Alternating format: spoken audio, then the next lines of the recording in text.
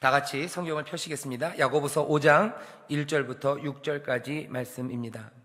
어쩌면 야고보서에서 요즘이죠. 요즘 근 40년 안에 제일 유명한 구절이 여기 5장 1절부터 6절까지입니다. 우리 다 같이 한 목소리로 봉독하겠습니다. 들으라 부한자들아, 너희에게 임할 고생을 인하여 울고 통곡하라. 너희 재물은 썩었고 너희 옷은 좀 먹었으며 너희 금과 은은 녹이 슬었으니 이 녹이 너희에게 증거가 되며 불같이 너희 살을 먹으리라. 너희가 말세에 재물을 쌓았도다. 보라, 너희 밭에 추수한 품꾼에게 주지 아니한 싹이 소리를 지르며 추수한 자의 우는 소리가 만군의 주의 귀에 들렸느니라. 너희가 땅에서 사치하고 연락하여 도살의 날에 너희 마음을 살지게 하였도다. 너희가 옳은 자를 정죄하였도다. 또 죽였도다. 그는 너희에게 대항하지 아니하였느니라. 아멘. 오늘 설교의 제목이 좀 깁니다. 제목을 제가 읽겠습니다. 사치를 위해 폭력을 행하는 오만한 사람들 울어라입니다. 제목을 좀 길게 달았어요. 앞에 5장 1절에서는 사실 훨씬 더 간단합니다. 들으라 부한자들아, 너희에게 임할 고생을 인하여 울고 통곡하라, 이렇게 돼 있죠. 5장 1절은 그냥 간단해요. 부한자들아, 부요한 자들아, 울고 통곡해라, 울어라 하는 겁니다. 부요한 자들 울어라. 앞에 들어라라는 말이 있어요. 들어라 부한자들아. 왜냐하면 부한자들이 잘 듣지 않기 때문일 겁니다.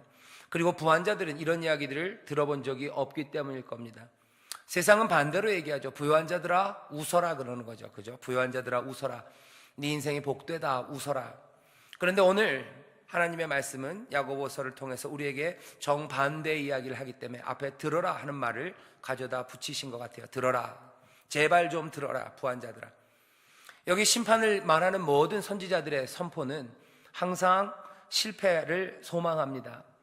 부한 자들이 이 말을 듣고 울고 통곡하고 그 임하는 고생, 그것들을 당하는 게 아니라 사실은 면하기를 적어도 하나님은 원하시기 때문에 이 말씀을 주시는 겁니다. 그냥 울고 통곡하는 일을 가져다 주시려면 이렇게 들으라고 말할 필요가 없죠. 그냥 울고 통곡할 만한 그 고생이 임하면 됩니다. 하지만 선지자들을 통해서 또 하나님의 말씀을 전하는 사람들을 통해서 이제 울고 통곡할 일이 닥친다, 이 말을 좀 들어라 라고 선포하실 때는 적어도 이 말을 주신 하나님 그 마음 가운데는 이들이 이 울고 통곡하는 아픔에서 벗어나기를 원하십니다. 선지자들도 하나님의 이 마음을 함께 품어요. 하지만 늘 함께 품는 건 아닙니다. 유명하게 하나님의 마음과 다른 마음을 품었던 사람이 여러분들 잘 아시는 요나입니다. 그죠? 니느웨를 향하여 하나님의 심판을 선포하라 그러셨을 때 요나는 도망가요. 왜냐하면 요나는 똘똘한 사람이기 때문에 그렇습니다. 하나님께서 니느웨에 하나님의 심판이 임하였다고 전하라 라는 말을 하는 순간 요나는 알았어요. 하나님은 니느웨를 심판하고 싶지 않으신 거예요. 니느웨가 돌아오기를 기다리시는 거예요. 요나는 혹시라도 니느웨가 돌아올까봐, 니느웨가 돌아서면 하나님은 용서할 걸 알기에 니느웨를 너무나 미워하는 요나는 도망갔던 겁니다. 끝내 요나는 하나님의 마음, 그 마음을 제대로 끝까지 알지는 못해요. 요나서는 그렇게 끝이 납니다. 궁금하죠? 요나는 하나님의 마음을 알까? 하나님의 마음을 알기는 알지만 그 마음에 함께 동감할까? 우리를 궁금하게 합니다. 오늘 야고보서 5장도 그렇게 우리가 들어야 돼요. 왜냐하면 여기 모여있는 사람들 중에서 조금은 부요한 사람들이 있습니다. 조금은 쌓아놓은 사람들이 있기 때문에 그렇습니다. 조금은 부요하고 쌓아놓은 사람들에게 하나님의 마지막 심판을 지금 전하는 게 아니기 때문에 그렇습니다. 변명은 다 된 것 같아요. 이제 오늘 우리에게 주시는 말씀을 한번 살펴보겠습니다. 지난주에 우리가 오만한 사람들에 대해서 얘기했어요. 오만한 사람들을 비난하고 비판하는 사람들, 그 사람들 오만하다고 그랬어요. 왜냐하면 그 비판은 하나님이 판단하시는 건데 자기가 판단할 수 있다고 생각하는 사람들이죠. 세상에서 내가 부요함을 만들겠다고 자랑하는 사람들, 오만한 사람들이라고 그랬습니다. 왜요? 앞날을 모르면서 그렇게 해요. 뿐만 아니라 이 땅을 살아가며 이 세상을 경영하는 것들이 자기의 손에 있다고 생각하는 사람들이기 때문에 그렇습니다. 그 시스템을 받아들이는 사람들이에요. 이 사람들은 세상을 주관하시는 하나님의 능력, 그리고 세상 모든 것들이 하나님에게 달려있음을 인정하지 않는 오만한 사람들입니다. 교만한 사람들이에요.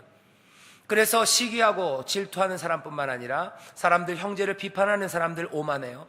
그리고 이 땅에서 우리가 무언가 할 수 있다고 생각하는 사람들, 하나님의 은혜, 선물, 그것 말고 우리의 노력으로 뭔가를 이루는 것이 세상이라고 생각하는 사람들은 오만한 사람들, 교만한 사람들입니다. 이런 사람들에 대해서 하나님이 이미 말씀하셨어요. 4장 6절에 뭐라고 하십니까? 하나님이 교만한 자를 물리치시고 겸손한 자에게 은혜를 주신다고, 더 큰 은혜를 주신다고 하시죠. 오늘은 그 교만한 사람들의 세 번째 예입니다. 그 사람들은 누구예요? 오늘 본문에 있는 부요한 사람들입니다. 부요한 사람들 교만해요. 이 사람들 오만한 사람들입니다.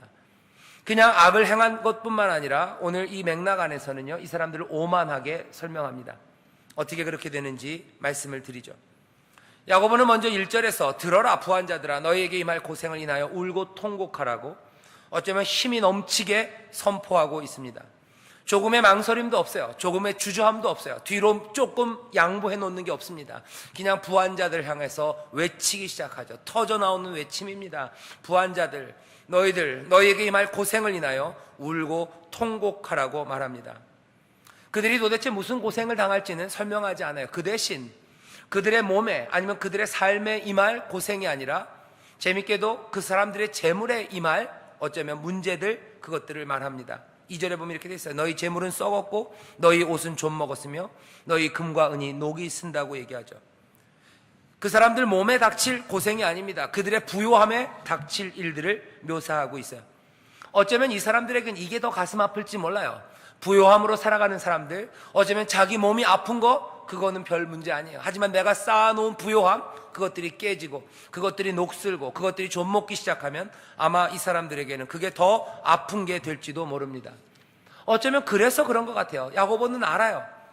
부요함을 추구하는 사람들, 어쩌면 아주 인색한 부자들, 사람들에게 폭력을 행해서까지라도 자기의 사치를, 자기의 부요함을 만들려는 그 사람들은 자기의 몸에 임한 고생보다도 자기의 재산이 날아가는 거, 그거 더 아파하는 사람들입니다. 정말로 우리 주변에 그런 사람들이 있어요. 쌓아놓은 재산이 많으면서도 자기 몸 아픈 거 치료하는데 돈 쓰는 거, 그거 벌벌 떠는 사람들이 있어요. 쌓아놓은 것 많아도 내 가족들, 내 가족과의 행복, 아니면 그 사람들의 위로, 내 친척들, 그 사람들을 다시 한번 행복하게 해주는 거, 거기에 돈 쓰는 거 싫어하면서 결국은 삶의 목적이 그 물질에 있는 사람들이 있습니다. 아마 그 사람들을 향해서 지금 가장 아픈 곳을 건드리는 것 같아요. 너희들은 그렇게 부요함, 그것이 니네 인생의 목적이지. 바로 그것이 타겟이 되어 하나님께서는 그것들을 치시겠다고 말씀하시는 거죠. 그것들은 썩을 거랍니다. 그것들은 좀 먹고 녹슬 거랍니다. 이 사람들에게 있어서 소유하는 것, 가진 것이 몽땅이기 때문에 그래요. 가진 것이 몽땅이기 때문에 이 사람들은 더 가지기 위해서 무엇이라도 하는 사람들입니다. 속임수 쓰는 거 두려워하지 않아요. 폭력 사용하는 거 꺼리껴하지 않습니다. 살인을 포함해서 무엇이라도 자기의 부요함을 위해서 모든 일을 할 수 있는 사람들, 많이 가지는 것, 그 소유함이 자기 인생의 목적인 그런 사람들이 있습니다. 이 사람들은 자기의 마지막 날을 위해서 쌓아놓는다고 생각해요. 자기의 미래를 위해서 쌓아놓는다고 생각합니다. 하지만 오늘 야고보가 아주 아이러니한 말을 해요. 너희들이 그렇게 쌓아놓는 것, 너희들이 그렇게 살찌워 놓는 것, 그것이 너의 미래에 너희를 돕는 게 아니래요. 오히려 그날은 어떤 날이에요? 도살의 날이에요. 짐승 잡는 날이에요. 돼지 잡는 날입니다. 너희들 살찌워 나서 너희가 미래가 평안할 것 같지만, 아니, 너네들 몰랐니? 그날은 도살의 날이래요. 너의 마음이, 너의 부요함이 오히려 너희에게 독이 될 거래요. 살찐 돼지를 잡는 겁니다. 살찐 소를 잡는 겁니다. 미래가 나에게 평안을 줄 거라 그러는데 몰랐던 게 있어요. 그날은 도살의 날. 너희가 쌓아놓은 그것이 너희에게 독이 될 거예요. 너희가 쌓아놓은 그것이 너희를 불살을 거라고 말합니다. 어떻게 보면 너무 냉혹한 말이에요. 너무 잔인한 말입니다. 이 사람들은 그것들을 얻기 위해서 온갖 수고를 다했어요. 온갖 것들을 쏟아놔서 자기의 미래를 위해서 준비해놨습니다. 하지만 준비한 그것이 너희를 먹을 거예요. 준비한 그것이 너희의 악함의 증거가 된답니다. 2절 3절 제가 읽어볼까요? 너희 재물은 썩었고 너희 옷은 좀 먹었으며 너희 금과 은은 녹이 슬었으니 이 녹이 너희에게 증거가 되며 불같이 너희 살을 먹으리라. 너희가 말세에 재물을 쌓았도다. 그들이 추구했던, 그들의 안전을 위해서 추구했던 바로 그 소유가 자신들의 앞날의 운명을 선포합니다. 이 사람들은 왜 그랬습니까? 4절부터 나와요. 보라, 너희 밭에 추수한 품꾼에게 주지 아니한 싹시 소리를 지르며 추수한 자의 우는 소리가 만군의 주의 귀에 들린대요. 너희가 땅에서 사치하고 연락하여 도살의 날에 너희의 마음을 살찌게 하였도다. 이 땅에서 사치하고 연락해요. 이 땅의 즐거움을 위해서, 그래서 내 안전을 위해서 이 이 사람들은 착취하는 일을 합니다. 추수하는 품꾼에게 주지 않아요. 마땅히 그 사람들에게 줘야 될 것들을 주지 않으며 자기의 것들을 채웁니다. 그들의 욕망을 채우며 얼마든지, 내 욕망을 채우기 위해서는 얼마든지 나를 위해 일한 사람들, 그 사람들의 임금, 마땅히 주어야 할 것들, 그것들을 빼앗을 마음이 있는 사람들입니다. 이 사람들은 왜 이럽니까? 이 사람들은 시기의 논리, 그리고 그 질투의 논리를 그대로 따라가는 사람들이에요. 내가 더 많이 가져야 되는 거예요. 내가 더 많이 가져야 내가 안전해요. 나에게 없는 것들, 그것들을 채우기 위해서 뭐라도 할 수 있다고 생각해요. 하지만 하나님은 분명하게 그러지 말라고 말씀하시죠. 야고보는 레위기 19장을 염두에 둔 것 같습니다. 레위기 19장 몇 번을 얘기했지만 거기 보면 13절에 이런 말씀이 있어요. 너는 내 이웃을 압제하지 말며 늑탈하지 말며. 이웃을 압제하지 말래요. 찍어 누르지 말랍니다. 늑탈하지 말래요. 이웃의 것을 빼앗지 말랍니다. 품꾼의 삭슬 아침까지 밤새도록 내게 두지 말며. 그날 일한 건 그날 줘야 돼요. 다음 날까지 주지 말아라. 왜? 그 품삯은 그 사람의 생명이기 때문에 그래요. 그 사람의 생명을 네가 담보로 잡아놓을 수 없다는 거예요. 그 사람에게 주어야 할 거, 네가 붙잡고 있는 거 늑탈하는 거예요. 빼앗는 거예요. 사람들을 압제하는 겁니다. 하나님 그렇게 하지 말라는데 이 사람들은 합니다. 왜? 내 부요함을 위해서요. 나에게 채워지는 것들을 그 필요를 위해서면 얼마든지 그럴 준비가 된 사람들입니다. 그렇게 빼앗긴 사람들은 비참한 삶을 사는 거예요. 그렇게 빼앗긴 노동자들은, 근로자들은 자기의 것을 빼앗기고 저주 아래 놓이게 됩니다. 배고픈 시간, 슬픔의 시간, 어쩌면 일을 가는 일, 어쩌면 불편함과 무시당함과 그리고 치욕 가운데 살아가게 돼요. 정죄함을 받는 겁니다. 지금 이 부자는 이 이웃에게 어떻게 행한 겁니까? 이웃을 정죄하는 거예요. 그 사람을 저주한 겁니다. 이 사람을 저주 아래 놓는 거예요. 슬퍼함 아래 놓는 거예요. 아픔 가운데 이 사람을 놓는 겁니다. 5절에 그러죠. 너희가 땅에서 사치하고 연락하여 도살의 날에 너희 마음을 살찌게 하였도다. 너희가 옳은 자를 정죄하였도다 그랬어요. 그 사람을 정죄한 거예요. 그 사람을 저주한 겁니다. 이 옳은 사람이 누군지 특별하게 마음에 두고 있지 않는 것 같아요. 그냥 이런 방식으로 압제당한 사람, 이런 방식으로 빼앗긴 사람, 그 사람들이에요. 그 사람들을 이 부자는 정죄한 겁니다. 잘못한 것이 없는데 이 사람들 고통당하는 거죠.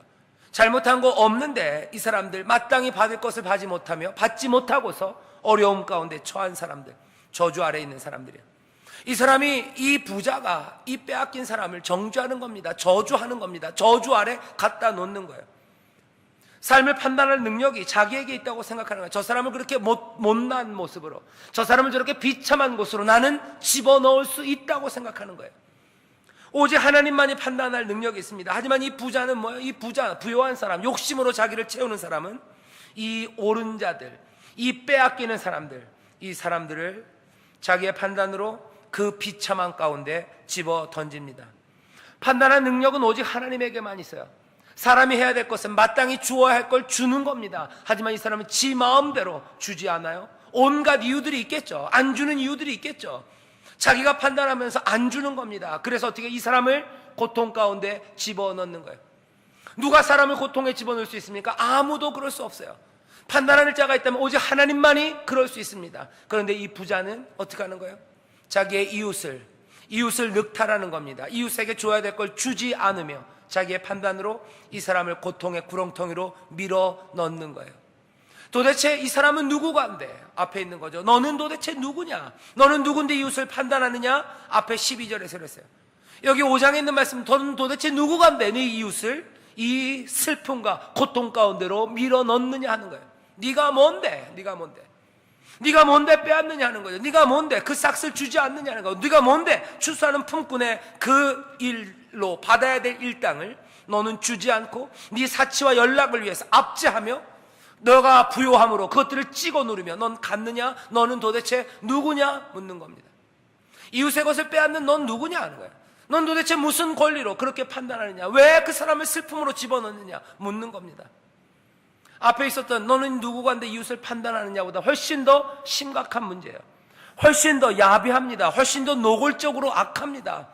이 부요한 사람은 그런 사람이에요.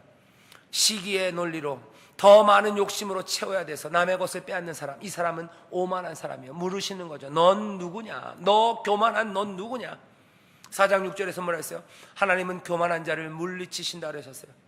겸손한 자에게 은혜를 주시고 더 큰 은혜를 주신대요. 야고보가 우리가 알려주는 지혜입니다.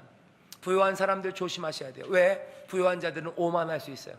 특별히 내 사치를 위하여, 연락을 위하여 폭력을 행하는 사람들, 내 판단으로 줄 수도 있고 안 줄 수도 있다고 생각하는 사람들, 하나님은 뭐라고 그러셔요? 주라고 하셔요.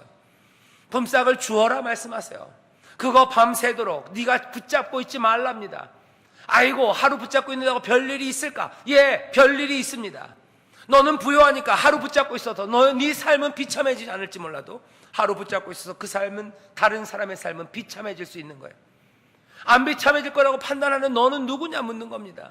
하나님은 주라고 하시는데 넌 도대체 무슨 근거로 남의 것을 빼앗고 줘야 될 걸 주지 않고 네 욕심, 사치, 네 연락을 위하여 이웃을 압제하느냐 물으시는 거예요. 그렇게 부유한 자들아 울어라, 통곡해라. 네가 그렇게 해서 살진 바로 그것이 너를 불태울 거다. 네가 기다리는 그날은 네가 가진 것들로 편하게 살아갈 그날이 아니라 그날은 도살의 날이라는 거예요. 살찐 너, 네가 죽는 날이다 하는 거예요. 네 소유의 그 많음, 그것이 너를 불살을 거다 말씀합니다. 어쩌면 무시무시한 말씀이에요. 뭐라고 그럽니까? 또 6절에서 너희가 옳은 자를 정죄하였대요 또 죽였도다 얘기하죠. 폭력적인 일이에요. 이건 살인입니다. 구원하고 멸할 능력 온전히 하나님에게만 있는데 이 부자는, 이 가난한 사람, 추수한 품꾼, 일당받지 못한 이 사람을 죽이는 거죠. 죽이고 살리는 일은 하나님이 하시는 겁니다. 그런데 이제 이 부자는 자기의 욕심, 자기의 힘, 그것으로 사람을 죽이고 살리려 합니다. 오만한 사람이요. 물으시는 겁니다. 오만한 너는 누구냐? 너는 누구냐? 도대체 이런 부자에게는 어떤 일이 일어납니까? 6절이에요. 너희가 옳은 자를 정죄하였도다 또 죽였도다. 그는 너희에게 대항하지 아니하였느니라. 여기 6절 하반절에 있는 이 그는 누굴까? 어쩌면 여기 옳은 자들이라고 얘기한 당한 사람들일 겁니다. 빼앗긴 사람들, 받아야 될 걸 받지 못한 사람들, 그 사람들은 너희에게 대항하지 아니하였다 이렇게 할 수 있어요. 하지만 여기 6장 하반절에 있는 이 말씀은요 살짝 다르게 이해할 수 있습니다. 여기에 있는 이 그가 꼭 옳은 자가 아닐 수 있어요.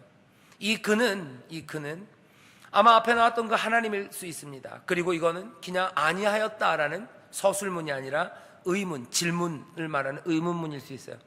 이걸 의문문으로, 그리고 이 글을 하나님으로 생각해서 이 6장 하반절을 이해하면 이렇게 됩니다. 너희는 옳은 자를 정죄하고 또 죽였어요. 이제 하나님이 너희에게 대항하지 아니하겠느냐라고 묻는 겁니다. 하나님이 너에게 대항하지 않겠느냐? 어떻게, 왜 그렇습니까? 5절에 보면 계속 5장이 그래요. 부한 사람이 하는 일, 그리고 하나님이 하는 일. 부한 자에게 하나님이 고통을 주실 거예요. 부한 자들은 울 겁니다. 재물, 그것들을 녹슬게 하실 거예요. 그것들을, 이 사람들은 재물을 쌓고 하나님은 그것들로 이 사람들에게 태우시는 일을 할 거예요. 사람들에게서 이 사람들은 뺐습니다. 그리고 하나님은 그것들을 들으십니다. 계속해서 교대로 이 부한 자가 하는 일과 하나님이 하는 일이 나와요.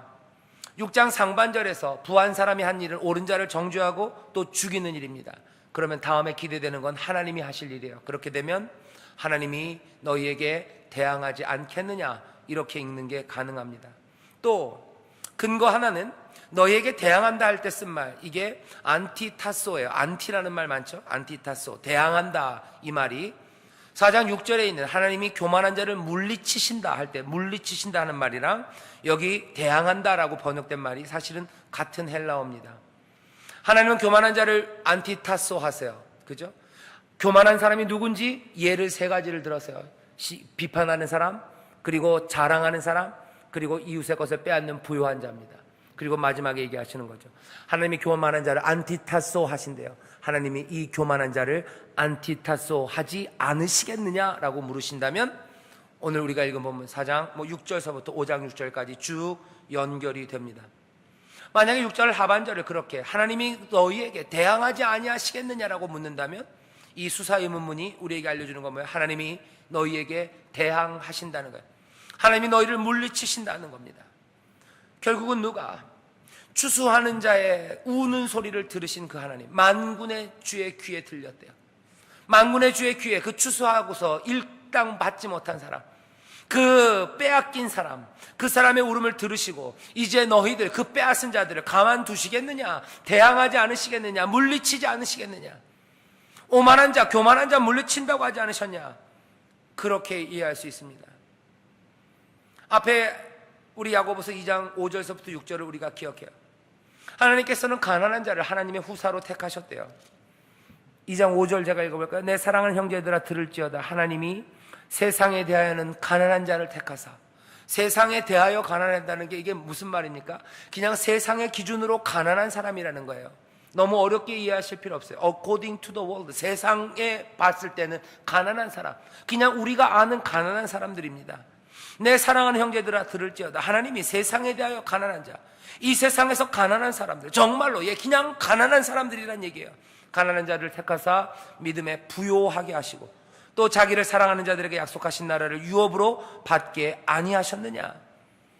하나님은 가난한 나를 택하셔서 하나님의 후사로 정하셨어요. 너희는 도리어 그런데 가난한 자를 괄시하였도다. 2장 6절입니다. 부자는 너희를 압제하며 법정으로 끌고 가지 아니하였느냐.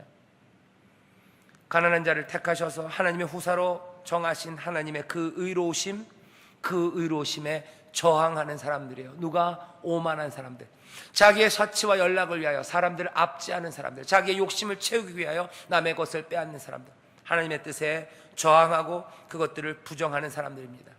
그런 부자는 당연히 하나님의 친구가 될 수 없습니다. 이 세상은 하나님이 다스리셔요. 부자가 복받는 세상이 아닙니다.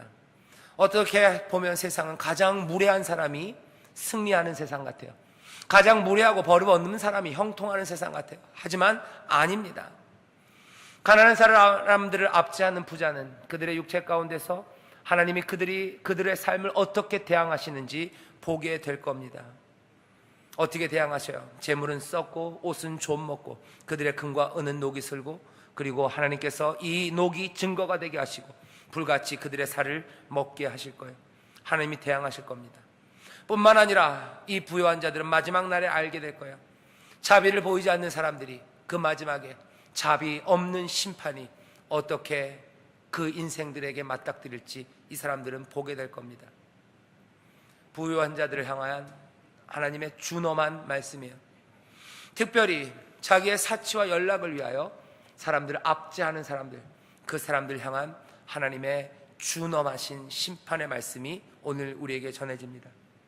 어떻게 합니까? 오늘 말씀이 얘기하는 건 아주 간단해요. 여러분들 혹시라도 내 미래 안전을 위해서 내가 살쪄 놔야 된다고 생각하는 사람들, 내가 쌓아 놔야 된다고 하는 사람들 조심하셔야 됩니다.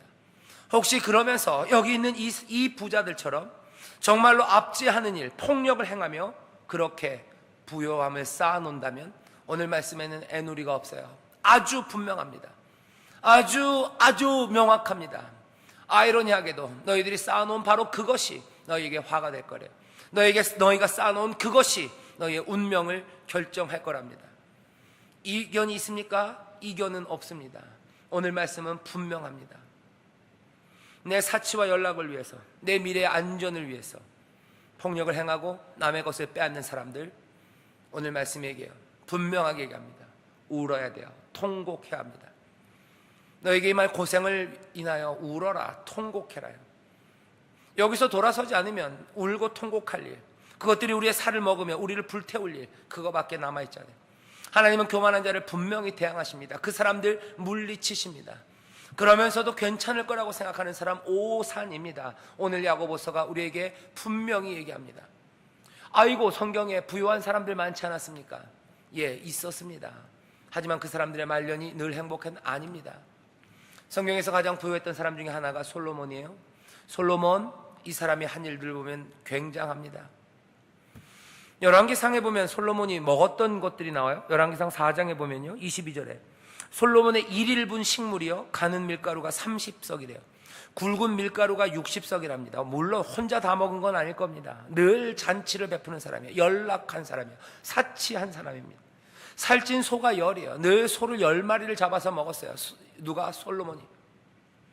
아마 제일 좋은 거 골라 먹었을 겁니다. 소를 우리처럼 뭐 꼬리서부터 머리까지 뭐 소머리 국밥 끓여가지고 뭐 소꼬리곰탕에 우족탕 우려서 그렇게 먹지 않았을 거예요. 소 10마리를 그 왕궁에서 먹었어요. 자기의 신하들과 자기의 가족들과 먹었어요. 어떻게 먹었을까요? 안심 먹었을 겁니다. 무슨 아롱사태 구워 먹었을 거예요. 솔로몬의 1인분 식량이 그랬대요. 살찐 소가 10이요, 초장의 소가 20입니다. 양이 100입니다. 그 외에 수사순과 노루와 암사순과 살찐 새들이었대요. 이게 뭐예요? 1인분 식물입니다. 이렇게 먹고 마신 사람이에요. 솔로몬이 하나님의 복을 누렸습니까? 글쎄요. 그 재물이 그 사람의 삶을 태우지 않았습니까? 우리는 어렴풋이 알 수 있어요. 열왕기상을 기록한 사람들 솔로몬에 대해서 그렇게 우호적이지 않습니다. 솔로몬의 하나님이 주신 복이 많아요. 다윗의 덕이 있고요, 하나님이 솔로몬에게 주신 약속이 있어요. 하나님이 복 주신다고 하셨어요. 그 왕위가 영원하다고 하셨어요. 하나님이 신실하시게 그 약속을 주셔서 솔로몬을 부유하게 하십니다. 하지만 솔로몬, 그 사람은 사치와 연락으로 살아갔던 사람이에요. 그 마음을 살지게 한 사람입니다. 아마도 솔로몬이 이러면서 사람들 압제했다면, 압제한 근거들도 많습니다. 많은 이스라엘의 자손들을 자기의 군대로 불러 모아요. 군대가 필요합니까? 사실 솔로몬에게 군대가 그렇게 필요하지 않아요. 많은 군대가 필요합니까? 많은 군대 필요하지 않아요. 왜? 하나님께서는 겸손한 자에게 은혜를 주신다고 하셨어요. 하나님께서 그 나라를 지키십니다. 하나님이 알아서 하실 거예요. 하나님이 복 주심으로 살아가는 민족이에요. 하나님이 보호자가 되시고 산성이 되신다고 하시는데 솔로몬은 아니에요. 군대 만들어요. 군대 만들기 위해서는 당연히 가난한 사람들의 자녀들이 나와야 되는 거예요. 가장 부유한 사람들이 나오지 않습니다. 늘 군대는 가난하고 연약한 사람들이 나와요. 우리나라도 마찬가지예요. 이상하게 1급 이상 공무원들 보면 군대 안 간 자녀들 많아요. 군대 안 간 사람들 많습니다. 이상하죠? 제일 연약한 사람들이 1급 공무원이 된 겁니까? 하나님 1급 공무원의 자녀들을 약하게 하신 겁니까? 아닙니다. 솔로몬 때도 그랬어요. 압제함입니다. 사치를 위해 폭력을 행하는 오만한 사람들, 뭐 하는 거예요? 울어야 되는 거예요. 재물을 쌓았다는 것 자체가 어쩌면 우리로 하여금 경고불을 삐뽀 들어오게 하는 거예요. 하나님께서 우리에게 복을 주셔서 우리가 압제하지도 않고 빼앗지도 않았는데도 하나님이 우리를 부유하게 하실 수 있어요. 하지만 그 재물이 어쩌면 좀이 쓸고 썩고 녹이 쓸 정도로 쌓아 있다면 이건 경고불이 들어오는 겁니다. 내가 쌓은 게 많습니까? 녹이 쓸 만큼, 좀이 썩을 만큼, 그리고 내 재물이 썩을 만큼 내가 쌓아놓은 게 많습니까? 이건 경고예요. 경고입니다. 그렇게 썩을 것이 많도록 하나님이 나에게 주셨다고요? 아닙니다. 하나님이 절대로 썩을 정도로 우리에게 주시지 않습니다. 분명하게 말씀드립니다. 썩어 나갈 정도로 하나님이 쌓아놓도록 주시잖아요. 하나님이 그렇게 많이 주셨다면 그것들은 어떻게 해요? 하나님의 은혜를 베풀고 나눠주고 구워주고 종일토록 은혜를 베풀라고 하나님이 주신 거지, 썩으라고 좀 먹으라고 거기서 녹슬라고 주신 것 절대 아닙니다. 재물이 그렇게 썩어져 나간다는 건 경고예요. 그건 분명히 하나님께서 들으십니다. 그렇게 될 수가 없습니다. 내 주변에 부유한 자들, 내 주변에 빈궁한 자들, 내 주변에 없는 자들, 옷 2벌 있는 사람들은 옷 1벌 있는 사람에게 나눠주라 그랬어요. 하나님의 말씀 다시 한번 들어야 됩니다. 야고보서가 우리에게 말하는 것, 어쩌면 우리의 현실 가운데 여전히 빼앗기는 사람들이 있습니다. 그리고 여전히 썩어갈 정도로 쌓아놓고 사는 사람들이 있어요. 어떻게 하라는 겁니까? 야고보서가 우리에게 얘기합니다. 적어도 이러한 현실에 우리가 눈 감을 수는 없어요. 들어라 부한자들아, 너에게 이 말 고생을 인하여 통곡하라, 울어라 말하기 시작해야 되죠. 우리가 우리의 힘으로 이 현실을 몽땅 다 바꿀 수 있습니까? 아마 그렇지는 않을 겁니다. 하지만 그렇다 할지라도 어떻게든 우리의 삶을 통해서 이런 현실에 도전해야 돼요. 부한자들이라면, 좀이 쓰려고 한다면 그 옷들과 그리고 우리가 가진 것들을 나누기 시작해야 되죠.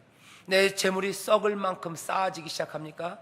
그렇다면 어떻게 해야 됩니까? 우리의 삶을 통하여 이 현실에 저항해야 돼요. 녹슬기 전에, 좀 먹기 전에, 썩기 전에. 하나님이 그렇게 우리에게 많이 주셨습니까? 그러면 내어주는 거예요. 우리가 하나님의 말씀대로 산다 하면서도 여전히 이 시기와 질투, 오만의 방식으로 살아간다면, 여전히 이 뒤틀린 세계관 안에서 우리도 오만하게 살아간다면 6절 하반절에 그러죠.